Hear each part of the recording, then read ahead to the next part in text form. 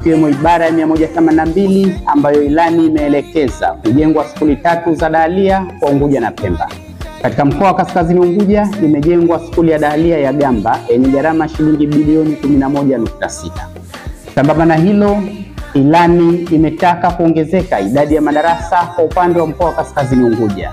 Juhudi za serikali mbili zimejenga skuli 5 ikiwemo skuli ya Tumbatu yenye gharama shilingi bilioni 7.01, skuli ya sekondari ya Mkokotoni yenye gharama shilingi bilioni 6.1, skuli ya sekondari ya Bumbwini Makoba yenye gharama shilingi bilioni 6.1, skuli ya sekondari ya Bumbwini Misufini ambayo kwa sasa inajulikana kwa jina la Balozi Seif Walidi yenye gharama shilingi bilioni 6.1, pamoja na skuli ya msingi ya Donge Vijibweni yenye gharama shilingi bilioni 4.5.